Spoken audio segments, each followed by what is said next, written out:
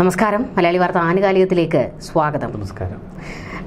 തിങ്കളാഴ്ച ഒരു നെഞ്ചിടിപ്പാണ് ഈ പല കൂട്ടർക്കും. കാരണം ശബരിമല സ്വർണ്ണക്കൊള്ളയുമായി ബന്ധപ്പെട്ട് നിർണായകമായിട്ടുള്ളൊരു റിപ്പോർട്ട് SIT ഹൈക്കോടതിയിൽ സമർപ്പിക്കാനിരിക്കുകയാണ്. VSSC report. ആ റിപ്പോർട്ടിൽ അത്ര സുഖകരമായിട്ടുള്ള കാര്യങ്ങളൊന്നും അല്ല ഉള്ളത്. അതായത് ശബരിമലയിലെ സ്വർണത്തിൽ, കട്ടിളപ്പാളിയിലെയൊക്കെ സ്വർണത്തിൽ അളവിൽ കുറവുണ്ട് എന്നുള്ളൊരു റിപ്പോർട്ട് പുറത്തേക്ക് വരുന്നുണ്ട്. അതിൻ്റെ വിശദാംശങ്ങളൊക്കെ നാളെ ഈ റിപ്പോർട്ട് സമർപ്പിക്കുമ്പോൾ അറിയാം അതിനുള്ളിൽ ബാക്കി എന്തൊക്കെയാണ് ഉള്ളത് എന്നുള്ളത്. എന്നാൽ മറ്റൊരു കാര്യവും കൂടി ഇപ്പോൾ പുറത്തേക്ക് വരികയാണ്. ഈ മണ്ഡല മകരവിളക്ക് കാലം കഴിഞ്ഞതോടുകൂടി ശബരിമലയിൽ നമ്മൾ വലിയ ഭക്തജന തിരക്ക് നമ്മൾ കണ്ടു കഴിഞ്ഞു. എന്നാൽ അതിനോടൊപ്പം തന്നെ വലിയ ഭണ്ഡാരത്തിലേക്കുൾപ്പെടെ വലിയ സമ്പത്ത് ഒഴുകിയെത്തിയിട്ടുണ്ട്. ഇതൊന്നും ഇത്തവണ അങ്ങനെ കൊള്ളയടിച്ചു കൊണ്ടുപോകാൻ ആർക്കും കഴിഞ്ഞിട്ടില്ല. അപ്പോൾ അവിടെ കൃത്യമായ രീതിയിൽ കാര്യങ്ങൾ നടപ്പാക്കുകയാണെങ്കിൽ, കൊള്ളസംഘത്തെ മുഴുവൻ ചവിട്ടി പുറത്താക്കുകയാണെങ്കിൽ ശബരിമലയിൽ നിന്ന് ഒരു രൂപ പോലും പുറത്തേക്ക് പോകില്ല, അവിടുത്തെ ഒരു സമ്പത്തും പുറത്തേക്ക് പോകില്ല എന്ന് വ്യക്തമാകുന്ന ഒരു മണ്ഡല മകരവിളക്ക് കാലവും കൂടിയായിരുന്നു ഇത്. ശരിക്കും ഇതൊക്കെ ഹൈക്കോടതിയിൽ നാളെ ഒരു ചർച്ചാ വിഷയം തന്നെ ആകില്ലേ എന്നുള്ളൊരു നമുക്ക് മുന്നിൽ ഈ കഴിഞ്ഞ കുറച്ചു കാലമായി ശബരിമലയിൽ തെളിഞ്ഞ ഒരു മഹാത്ഭുതമാണ്. ചരിത്രത്തിലാദ്യമായി അവിടെ ഏറ്റവും അധികം തീർത്ഥാടകർ ഒഴുകിയെത്തുന്നു. ചരിത്രത്തിലാദ്യമായി ശബരിമലയിൽ ഏറ്റവും വലിയ വരുമാനം 435 കോടി രൂപ ഈ മണ്ഡല മകരവിളക്ക് കാലത്ത്. അത് ചരിത്രത്തിലാദ്യമായിട്ടാണ് ഇത്രയധികം വരുമാനം. ഇതിൽ തന്നെ 204 കോടി അരവണ പ്രസാദത്തിൽ കിട്ടിയതാണ്. ഏകദേശം 118 കോടിയാണ് കാണിക്കയായി കിട്ടിയിരിക്കുന്നത്. ഇത് പണമായി കിട്ടിയ ശബരിമലയിലെ വരുമാനം. ഇതിനപ്പുറം സ്വർണവും ലോക്കറ്റുകളും അത്തരം വരുമാനങ്ങൾ വേറെയും. അപ്പോൾ വലിയ അത്ഭുതം നടന്നിരിക്കുന്നു. നമുക്കൊരൊറ്റ ഉത്തരം മാത്രമേ ഈ അത്ഭുതത്തിന് പിന്നിലുള്ളൂ. ജനങ്ങൾ എല്ലാവരും കൂടി പെട്ടെന്ന് ശബരിമലയിലേക്ക് എത്തിയതിൻ്റെ ഒരു മനഃശാസ്ത്രം എന്താണ്? ശബരിമല വിവാദം കത്തിയാളി ജനങ്ങളുടെ മനസ്സിൽ ഇത് വലിയ വേദനയായി, വിങ്ങലായി. ഇതവരുടെ ഒരു ഐക്യദാർഢ്യം പ്രകടിപ്പിക്കലാണ്. ഞങ്ങൾ ഒപ്പമുണ്ട്, അയ്യപ്പനൊപ്പമുണ്ട്, ശബരിമല വിശ്വാസത്തിനൊപ്പമുണ്ട്. ശബരിമലയിൽ നടക്കുന്ന അധാർമികതയ്ക്കെതിരെ ഞങ്ങൾ അയ്യപ്പ ഭക്തർ അവിടെ ഞങ്ങളുടെ സാന്നിധ്യം അറിയിച്ച് ഞങ്ങളുടെ പ്രതിഷേധം അറിയിക്കുന്നു. ഞങ്ങൾ അയ്യപ്പനൊപ്പം നിൽക്കുന്നു. ഒപ്പമുണ്ട് എന്ന സന്ദേശം കൃത്യമായി അയ്യപ്പ ഭക്തർ ഇപ്പോൾ കേരളത്തിന് നൽകിയിരിക്കുന്നു. പണ്ട് ഒപ്പമുണ്ട് എന്ന് പറഞ്ഞവർ തന്നെയാണ് ശബരിമല കൊള്ളയിൽ മാഫിയകൾക്കും കൊള്ളക്കാർക്കും കൂട്ടുപിടിക്കുകയും ചൂട്ടുപിടിക്കുകയും ഒക്കെ ചെയ്തത്. ഈ മണ്ഡല മകരവിളക്ക് കാലത്ത് നമ്മൾ ശബരിമലയിൽ ഇത്തരമൊരു അത്ഭുതം തെളിയുമ്പോൾ മറുവശത്ത് മറ്റൊരു അത്ഭുതം നമ്മുടെ കൺമുന്നിലുണ്ട്. ശബരിമലയിൽ സ്വർണ്ണക്കൊള്ള നടത്തിയ ആ കൊടും കുറ്റവാളികൾ, കൊള്ളക്കാർ, അവർ ജയിലഴിക്കുള്ളിൽ കഴിയുകയാണ്. ഈ മണ്ഡല മകരവിളക്ക് കാലം അത്രയും പൂർണ്ണമായും. അവസാനം മകരവിളക്ക് ദിനത്തിൽ നമ്മൾ മറ്റൊരു അത്ഭുതം കണ്ടു. കേരളത്തിൽ ഒരുപക്ഷെ ഏറ്റവും ശക്തമായ സ്വാധീനമുള്ള ഒരു മകൻ തന്നെ IPS ഉദ്യോഗസ്ഥനായ KP ശങ്കരദാസ് എന്ന ഒരു പ്രതി, ആ പ്രതി അറസ്റ്റ് ചെയ്യപ്പെടുന്നു. അത് ഓർക്കണം. SP മെഡിഫോർട്ട് എന്ന തിരുവനന്തപുരത്തെ ഒരു പഞ്ചനക്ഷത്ര ആശുപത്രിയിൽ ICUവിൽ കിടക്കുകയാണ്. വളരെ ഗുരുതരമായ ആരോഗ്യസ്ഥിതിയിലാണ്. ശങ്കരദാസിനെ അറസ്റ്റ് ഒഴിവാക്കാനും ജാമ്യം നേടാനും കഴിഞ്ഞ കുറേ കാലമായി നടത്തുന്ന തീവ്ര ശ്രമങ്ങൾ നമുക്ക് മുന്നിലുണ്ട്. ഹൈക്കോടതിയുടെ രൂക്ഷ വിമർശനത്തിന് പിന്നാലെ സുപ്രീം കോടതിയിലേക്ക് ചെല്ലുന്നു. സുപ്രീം കോടതിയിൽ തന്ത്രപരമായി ചെല്ലുകയാണ് ചെയ്ത് KP ശങ്കരദാസിൻ്റെ അഭിഭാഷകർ. കാരണം സുപ്രീം കോടതിയിൽ ഹൈക്കോടതി പരാമർശം ഒന്ന് നീക്കി കിട്ടണമെന്നാണ്. ഹൈക്കോടതി പരാമർശം നീക്കി കിട്ടിയാൽ, അതായത് ശബരിമല സ്വർണ്ണക്കൊള്ളയിൽ അന്നത്തെ ദേവസ്വം ബോർഡ് അംഗങ്ങൾക്കും പങ്കുണ്ട്, അവരെ എന്തുകൊണ്ട് അറസ്റ്റ് ചെയ്തില്ല എന്ന് ആ പരാമർശം നീക്കി കിട്ടിയാൽ മറ്റ് ഹൈക്കോടതിയെ വീണ്ടും സമീപിക്കുകയോ പിന്നീട് സുപ്രീം കോടതിയെ സമീപിക്കുകയോ ചെയ്ത് ജാമ്യം തരപ്പെടുത്തലായിരുന്നു ലക്ഷ്യം. അത് പക്ഷേ സുപ്രീം കോടതി എറിഞ്ഞു കളഞ്ഞു. പിന്നീട് ഗതികെട്ട് കൊല്ലം വിജിലൻസ് കോടതിയുടെ മുന്നിൽ വന്നു. കൊല്ലം വിജിലൻസ് കോടതിക്ക് സുപ്രീം കോടതിയുടെ ശക്തമായ നിരീക്ഷണമുള്ളത് കൊണ്ട് അത്ര എളുപ്പമല്ല. ഹൈക്കോടതി രൂക്ഷമായി വിമർശിച്ചിരിക്കുന്ന ഒരു സംഭവമാണ് KP ശങ്കരദാസിൻ്റെ ആശുപത്രിവാസം. അപ്പോൾ കൊല്ലം വിജിലൻസ് കോടതി KP ശങ്കരദാസിൻ്റെ ആരോഗ്യസ്ഥിതിയെക്കുറിച്ച് പരിശോധിക്കാൻ ഒരു മെഡിക്കൽ സംഘത്തെ അയക്കണമെന്ന ഒരു നിർദ്ദേശം മുന്നോട്ട് വെച്ചു. ആശുപത്രി വാസത്തെക്കുറിച്ച് ചില സംശയങ്ങൾ മുന്നോട്ട് വെച്ചു. അതോടെ ആശുപത്രി അധികൃതർക്കും ഡോക്ടർമാർക്കും വരെ ചില ഭയം. നമ്മളത് വിശദമായി ചർച്ച ചെയ്തിരുന്നു. ഒടുവിൽ ഡോക്ടർമാർ ഒരു തീരുമാനമെടുത്തു, റൂമിലേക്ക് മാറ്റാം, ICUവിൽ ദീർഘകാലം പാർപ്പിക്കേണ്ട. അങ്ങനെ റൂമിലേക്ക് മാറുന്ന അതേ ദിവസം തന്നെ അറസ്റ്റ് ചെയ്യപ്പെടുന്നു. നമ്മൾ ഇതുവരെ കണ്ട ആ അത്ഭുതം മറ്റൊരു തലത്തിലേക്ക് ഇന്ന് നമുക്ക് ദൃശ്യമാകുന്നു. അത് ഇത്ര സുരക്ഷിതമായി തിരുവനന്തപുരത്തെ ഒരു സ്വകാര്യ ആശുപത്രിയിൽ കഴിഞ്ഞിരുന്ന KP ശങ്കരദാസിനെ ഇപ്പോൾ മെഡിക്കൽ കോളേജിലേക്ക് മാറ്റി. അതെന്തുകൊണ്ടാണ്? അദ്ദേഹം ഇപ്പോൾ ജയിൽ പുള്ളിയാണ്. 12 ദിവസത്തെ റിമാൻഡാണ് കോടതി വിധിച്ചിരിക്കുന്നത്. അപ്പോൾ ഈ 12 ദിവസം ജയിലിൽ കിടക്കണം. ജയിലിൽ കിടക്കാൻ പറ്റാത്ത എന്തെങ്കിലും ആരോഗ്യ കാരണങ്ങളുണ്ടെങ്കിൽ മറ്റ് സുരക്ഷിതമായ ചികിത്സ കൊടുക്കണം. അത് സ്റ്റേറ്റിൻ്റെ ഉത്തരവാദിത്വമാണ്. സാധാരണഗതിയിൽ ജയിൽ പുള്ളികൾക്ക് ചികിത്സ കൊടുക്കുന്നത് മെഡിക്കൽ കോളേജിൽ അല്ലെങ്കിൽ ജനറൽ ആശുപത്രിയിലൊക്കെയാണ്. അപ്പോൾ ഇത് ഗൗരവതരമായ അസുഖമാണ് എന്ന് പറയുന്നത് കൊണ്ട് തന്നെ മെഡിക്കൽ കോളേജിലേക്ക് മാറ്റി. വെറുതെയല്ല, ജയിൽ ഡോക്ടർ കഴിഞ്ഞ ദിവസം എത്തി പരിശോധിച്ചു. സ്വകാര്യ ആശുപത്രിയിൽ കിടത്തി ചികിത്സിക്കുന്ന ഇതേ ചികിത്സകൾ മെഡിക്കൽ കോളേജിൽ നൽകാൻ പറ്റും എന്ന് പറഞ്ഞ് നേരെ മെഡിക്കൽ കോളേജിലേക്ക് മാറ്റി. മറ്റൊരു ഭയപ്പെടുത്തുന്ന മുന്നറിയിപ്പും ഇപ്പോൾ SIT നൽകിയിരിക്കുന്നു. മെഡിക്കൽ കോളേജിലെ ഡോക്ടർമാർ ആരോഗ്യസ്ഥിതി ഭദ്രം എന്ന് കണ്ടെത്തിയാൽ ജയിലിനുള്ളിലേക്ക് അയക്കണമെന്ന്, റിമാൻഡ് ചെയ്യണമെന്ന്. അപ്പോൾ എല്ലാ സ്വാധീനവും ഉപയോഗിച്ച് എല്ലാ തന്ത്രങ്ങളും പയറ്റിയിട്ടും പഞ്ചനക്ഷത്ര ആശുപത്രിയിൽ ഇങ്ങനെ കിടന്നിട്ടും നമ്മൾ ഇതിനേക്കാളൊക്കെ ഭയാനകമായൊരു ഫോട്ടോ കണ്ടു.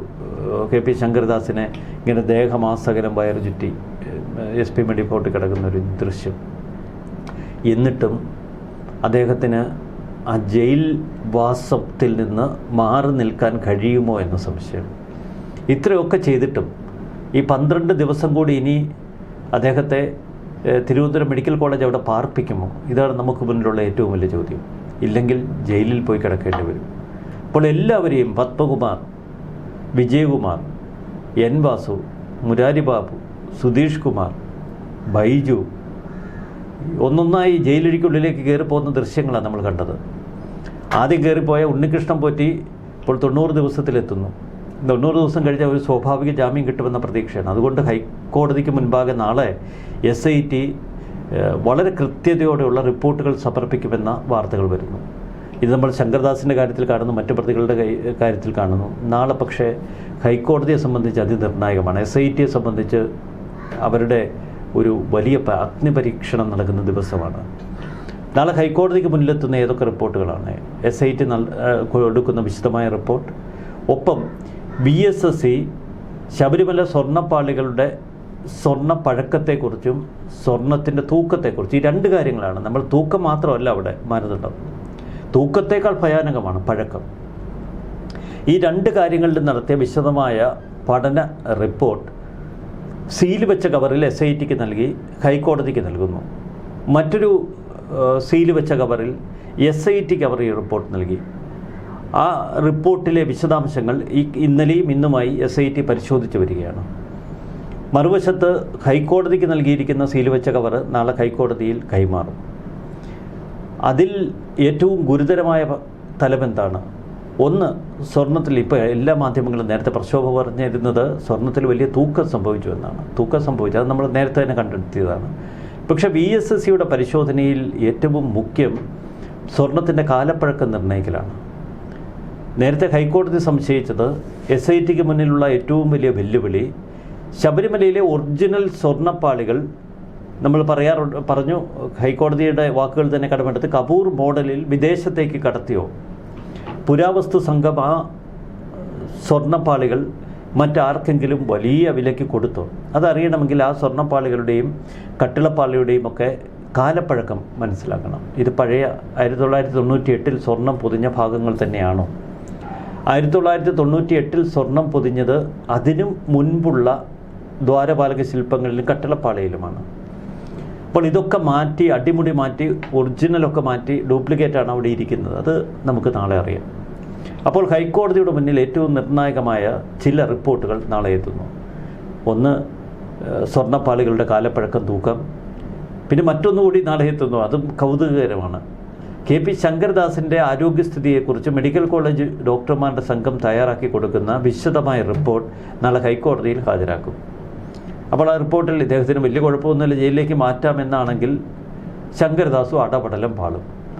ചുരുക്കത്തിൽ ഈ മണ്ഡലകാലത്ത് ശബരിമലയിലെ മകരവിളക്ക് തെളിഞ്ഞപ്പോൾ നമ്മൾ ഒരുപാട് സത്യം തെളിയുന്നത്, നമുക്ക് മുന്നിൽ ഒരുപാട് കൊള്ളയുടെ പിന്നാമ്പുറ കഥകൾ വെളിപ്പെടുന്നത് ഇതൊക്കെ ഒരുമിച്ചായി.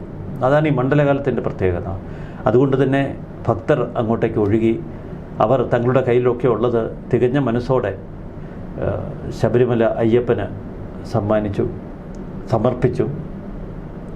ഇതൊരു സമർപ്പണത്തിൻ്റെ വേളയാണ്. കാരണം ഭക്തർ അയ്യപ്പന് മുന്നിൽ തങ്ങളുടെ സമർപ്പിതമായ ഒരു ജീവിതത്തിൻ്റെ ഒരു സായുജ്യം അവിടെ ഒരു പ്രാർത്ഥന നിർഭരമായ നിമിഷങ്ങളിലൂടെ അനുഭവിക്കുന്നു.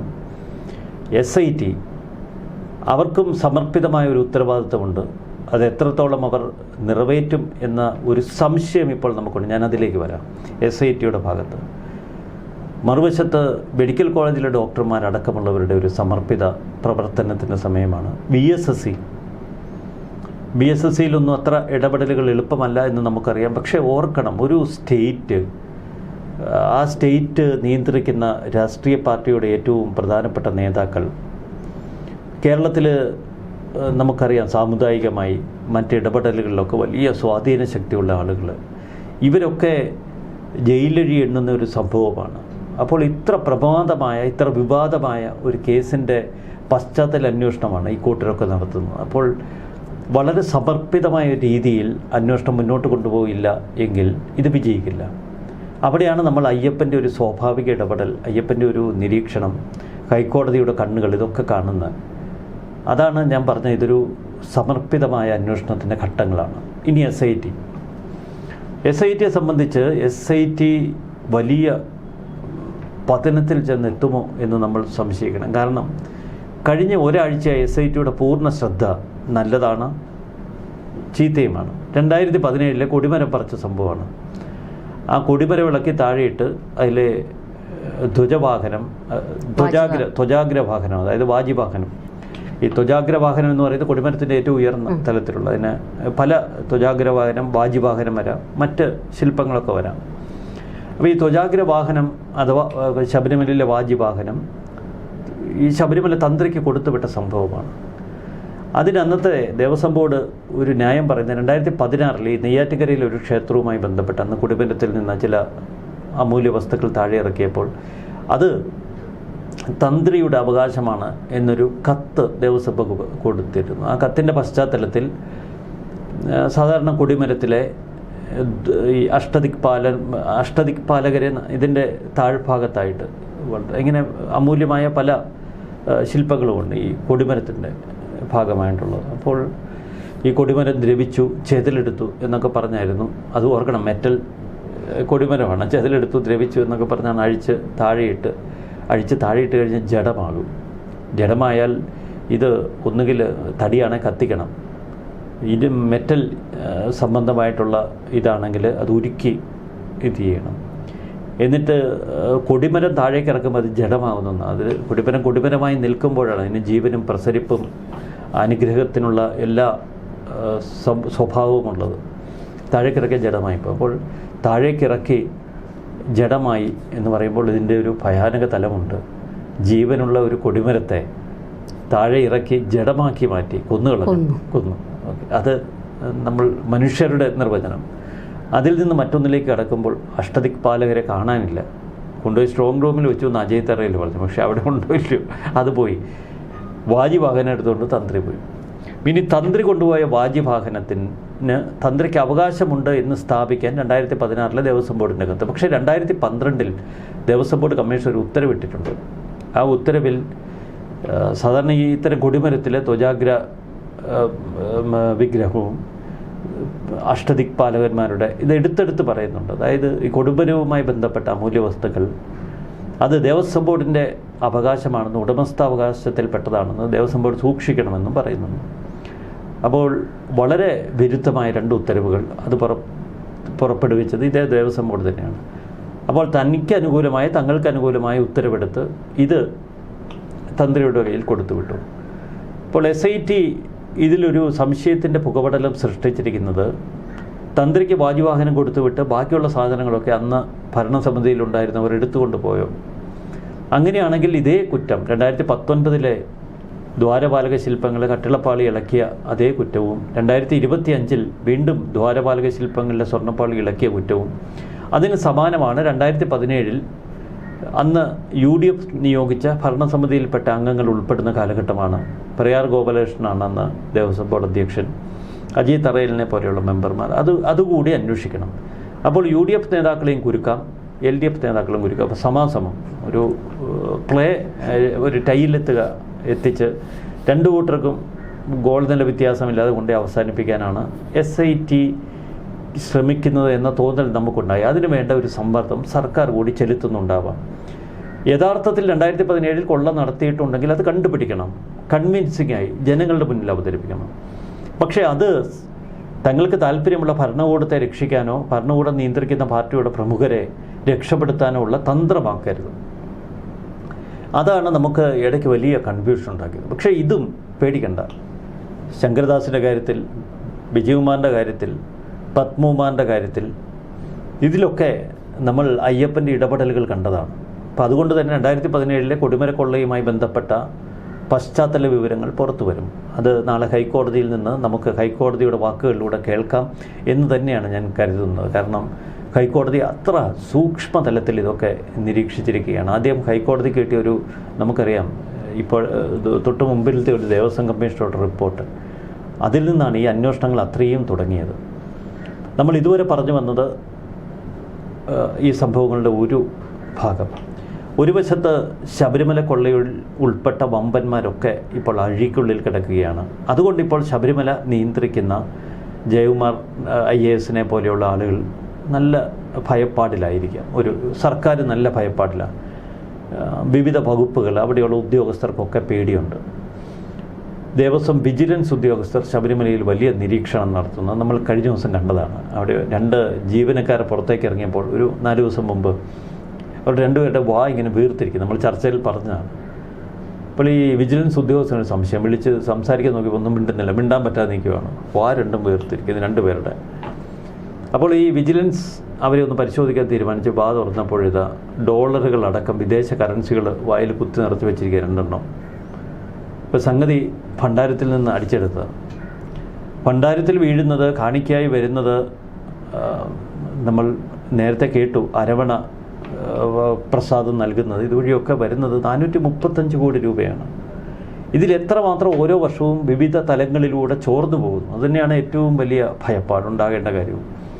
ഇത്രയധികം നിരീക്ഷണത്തിലായിരുന്നിട്ട് കൂടി ശബരിമലയിലെ 2 ജീവനക്കാർ ആ ഭണ്ഡാരത്തിൽ നിന്നുള്ള ഈ കറൻസികൾ തങ്ങളുടെ വായിൽ കുത്തിക്കയറ്റി പുറത്തേക്ക് പോകാൻ ശ്രമിച്ചുവെങ്കിൽ എത്ര മാരകമായ കൊള്ള അവിടെ നടക്കുന്നുണ്ട്.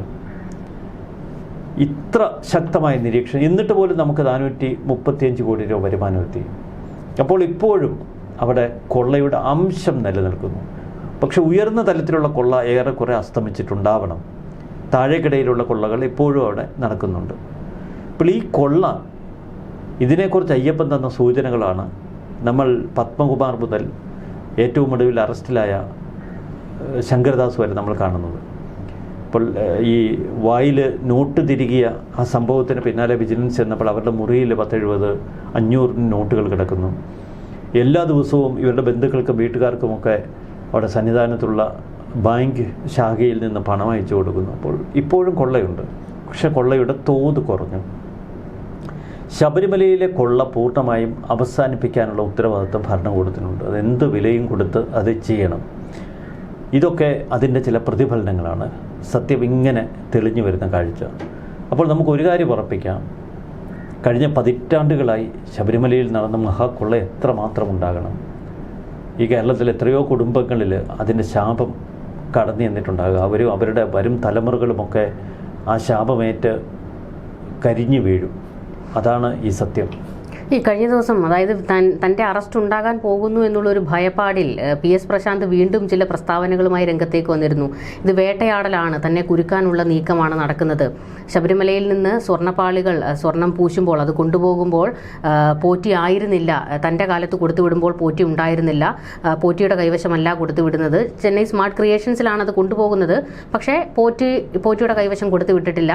തിരികെ കൊണ്ടുവരുമ്പോൾ അത് തൂക്കം കൂടിയിട്ടേ ഉള്ളൂ, മാറ്റു കൂടിയിട്ടേ തുടങ്ങിയിട്ടേ ഉള്ളൂ എന്നൊക്കെ PS പ്രശാന്ത് കഴിഞ്ഞ ദിവസം പ്രതികരിച്ചു. ഇപ്പോൾ നമ്മൾ VSSCയുടെ റിപ്പോർട്ടിൽ ഏറ്റവും കൂടുതൽ ഭയക്കുന്നത് കാലപ്പഴക്കം സാർ പറഞ്ഞതുപോലെ തന്നെ ഏറ്റവും പ്രധാനപ്പെട്ട ഒരു കാര്യമാണ്. ഇതിനു മുൻപ് നമ്മൾ ഈ ഉണ്ണികൃഷ്ണൻ പോറ്റിയുടെ വായിൽ നിന്ന് തന്നെ ഒരു പ്രസ്താവന കേട്ടിരുന്നു. അതായത് ഈ ദ്വാരപാലക ശില്പത്തിൻ്റെ പീഠം ഇത് ഉറപ്പിക്കാൻ കറക്റ്റ് അളവ് കിട്ടുന്നില്ല എന്നുള്ളത്. അപ്പോൾ തന്നെ ഒരു സംശയം, അത് മുൻപ് ദ്വാരപാലക ശില്പം കൃത്യമായി ആ പാളിയിൽ ഇരുന്നപ്പോൾ പിന്നെ ഈ ഇവരുടെ കാലത്ത് എന്തുകൊണ്ട് ആ പാളിയിൽ മാറ്റം വന്നോ, എന്തെങ്കിലും കള്ളത്തരങ്ങൾ അവിടെ നടന്നോ? അപ്പോൾ അവിടെയും വീണ്ടും ഈ പറയുന്നത് പോലെ തന്നെ മുൻപുണ്ടായിരുന്ന ആ പീഠം ഉൾപ്പെടെ മാറ്റിയിട്ട് തൽക്കാലം ഒരെണ്ണം കൊണ്ടുവച്ചതാണോ എന്നുള്ള സംശയം ഉയരുമ്പോൾ ഈ പറയുന്നത് പോലെ തന്നെ അവിടുത്തെ കാലപ്പഴക്കം ഒരു വലിയ സംശയമായി മാറുകയാണ്. അങ്ങനെയാണെങ്കിൽ വലിയ മറുപടി ഭരണകൂടവും അന്നത്തെ ദേവസ്വം ബോർഡും ഒക്കെ മറുപടി പറയേണ്ടി വരും. പക്ഷേ PS പ്രശാന്ത് പറയുന്നത് അങ്ങനെയൊന്നും സംഭവിച്ചിട്ടേ ഇല്ല, തൂക്കം കൂടുകയാണ് ചെയ്തിരിക്കുന്നത് എന്ന്. അല്ല, പ്രശാന്ത് വലിയ ഭയപ്പാടില്ല. ഈ കഴിഞ്ഞ ദിവസമൊക്കെ യാത്ര ചെയ്യുമ്പോൾ എന്നോട് ആളുകൾ ചോദിച്ചിട്ടുണ്ട്, ഈ ശബരിമലയിലെ ഇത്ര വലിയ സ്വാധീന ശക്തിയുള്ള ആളുകൾ, ഇത്ര വലിയ സമ്പന്നന്മാർ, ഇവരൊക്കെ എന്തിനാണ് ഈ സ്വർണത്തിന് പിന്നാലെ പാഞ്ഞത്? അല്ലെങ്കിൽ സ്വർണത്തിൻ്റെ ഈ കൊള്ളയിൽ ഇവർക്കൊക്കെ എന്തിനാണ് കൈയിട്ട് വരാനോ കൈ നക്കാനോ ഒക്കെ ചെയ്യുന്നതെന്ന്. അതിൻ്റെ ഏറ്റവും ഒടുവിലത്തെ ഇപ്പോൾ നമ്മൾ ഭയപ്പെടുന്ന മറ്റൊരു അറസ്റ്റ് പ്രശാന്തിലായിരിക്കും ചെന്ന് അവസാനിക്കുന്നത്. കാരണം പ്രശാന്തിന് ആ ഭയമുണ്ട്. നമ്മൾ ഭയപ്പെടുന്നതെന്ന് ഞാൻ പറഞ്ഞത്, പ്രശാന്തിൻ്റെ അറസ്റ്റ് ഒന്നുകിൽ ഇതിൻ്റെ എല്ലാം ഒരു ആത്യന്തിക അവസാന ഭാഗത്തായിരിക്കും. പ്രശാന്തിൻ്റെ അറസ്റ്റിനപ്പുറം പിന്നെയും ഈ അന്വേഷണം നീണ്ടു പോയാൽ അത് ചെന്നെത്തുന്നത് മുൻ മന്ത്രി കടകംപള്ളി സുരേന്ദ്രനിലേക്ക്, ഇപ്പോഴത്തെ മന്ത്രി വാസവനിലേക്കുമാണ്. അത് ഭരണകൂടത്തിന് താങ്ങാൻ കഴിയില്ല.